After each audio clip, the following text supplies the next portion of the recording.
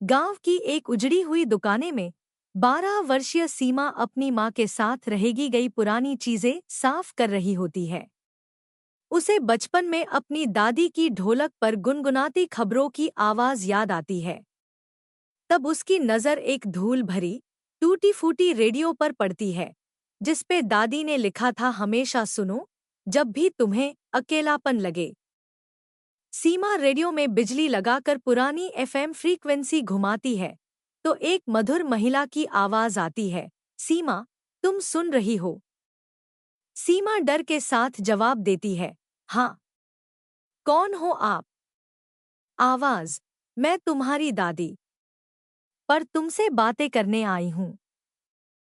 दादी सीमा से रोज रात 8 बजे रेडियो पर मिलती है। वो उसे हर दिन गांव की कहानियां सुनाती, पुराने त्योहारों की यादें ताज़ा करती और सीमा को हंसने पर मजबूर कर देती। सीमा का अकेलापन दूर होता है और स्कूल में भी उसका आत्मविश्वास बढ़ता है।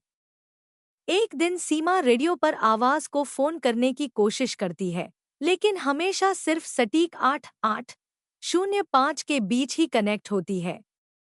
वो दबी हुई यादों की किताब खोलती है तो पाती है, दादी ने सालों पहले एक तांत्रिक माला रेडियो के पीछे छुपाकर छुड़ी थी, जिससे दादी अपनी आत्मा को रेडियो से जोड़कर बात कर पाती थी। गांव में अचानक बर्फ जैसा ठंडा कुहासा छाने लगता है। खेतों में फसल सूखने लगती है।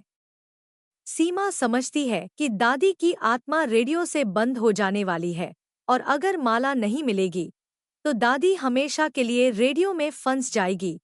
सीमा को माला रेडियो के पीछे से निकालनी होगी, पर तभी तांत्रिक का शाप सक्रिय हो जाएगा।